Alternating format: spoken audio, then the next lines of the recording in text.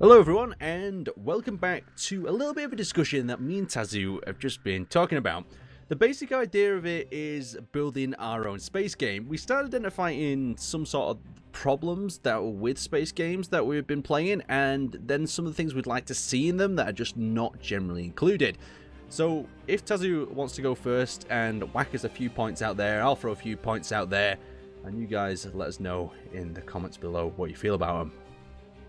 Alright then, I have 5 major things I want in my space game. First one is being the open world style game. Okay. Yeah, which is basically, think Space Engineers with more planets, or think Star Citizen for that part, with big planets. But the thing is, you've got to remember with open world is you've got to fill that universe that you create with interesting things, because the thing about open world games is you can have a massive open world, but in a lot of games, like let's just say, for instance, Wildlands, these areas that you'll probably never ever visit because they're just a general forest, just not an area of interest. So you've somehow got to drive players around that environment, if you get what I mean. Yeah, and the problem can be that if you have a very big world, everything will look the same, but in different places, so to say. Yeah, so you don't want repetitive environments. You want people to travel to certain areas to see certain things or get certain things that are only available in that environment. And that's why I think a lot of these building games do wrong as well. They make the resources, available everywhere, or available maybe a little bit limited in a place, but where they should actually force you to get out and travel. Yeah, exactly. But at the same time, on that open world thing, the issue is then if you wanted a multiplayer game, that's one of my points, is having a massive multiplayer environment, is getting players, to bump into each other. Like, how can you kind of not force, but cause these interactions where players are going to have to deal with a situation?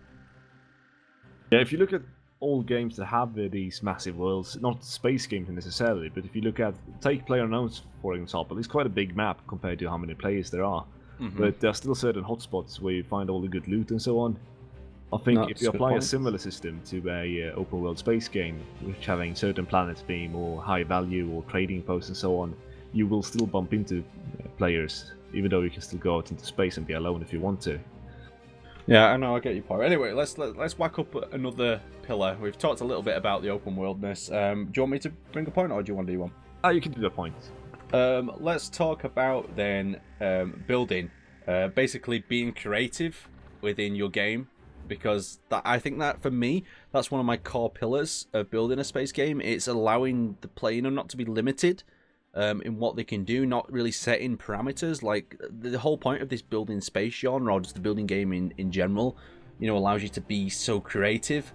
I mean, what would you do differently? And I'll give you some things I'd do if you want me to give you a second or two to think about it. I thought construction is a major part of every game I ever liked, I think, except for Halo perhaps. But still, in games like Halo, you had Forge, which keeps you, even if you don't know all the missions and tasks and so on, you can still build things and create your own ideas. Yeah, that obviously brings us on to modding a bit. Like, I think, ideally, if you want your community to receive the game well, you've got to be able to support modding. But at the same time, you've got to also allow them to show off the content, because I think there's such a big thing about building in this sort of genre is people, going, oh, look what I built, and sharing it, showing it around, and letting other people, experience the same thing. Yeah. But do you want to whack up one of your pillars of your game? Yeah, I can continue on to the building bit there for a bit. Go on. I think building, say, Space Engineers wise, would just cause people having massive waste of resources and weird things floating about. I think having something like a separate, say, garage you go into, where you can build a blueprint of a ship. Once you have the blueprint finished, you can. Well, that's actually quite a good point, because a game I've been playing recently called Interstellar Rift allows you to build in an editor outside the world. Then you collect all the resources that you need to build that ship, and you can just build it instantly. Because one of the things I noticed as well about Space Engineers, we're trying not to turn this into a Space Engineers debate, but we're just going to reflect different factors, is that the amount of time people spend building and welding each one of them blocks can cause people just, to lose interest in the survival aspect. Yeah, I'm thinking more of you design the blueprint in a like in a garage or a simulation or something. Then you build the ship itself in a workshop or a space dockyard or whatever you call it. So you still like the concept of getting your welder out and doing each block? Not necessarily a welder, but collecting resources and so on. I think is vital. Yeah. All right, okay, a different idea. I'm sure people in the comments will have some ideas about that. Let's have a quick check. So let's move on to. Oh, it was your topic, wasn't it? I think that ended up being both topics. Okay. Let's have a look. We've talked about balancing. We talked about balancing. Yeah. Oh, actually, one thing to really talk about that I think is absolutely horrible at the moment with games is such as things as microtransactions. Yeah. And the pay-to-win stuff like that. I feel just ruins. I mean, it makes money, of course, for the developer, and you've got to understand that aspect because at the end of the day, a lot of developers now are not developing games; they're developing a project. That's going to return income for them.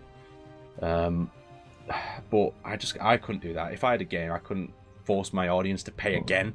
Well, I don't have any opposition to having a pay-to-look fancy thing in the game. I don't mind that. Yeah, the thing is though, then it's combining that with if you're supporting modding at the same time as well, then what can you really offer that is just as fancy as what someone could mod into it? Yeah, true. So that's what. Go on.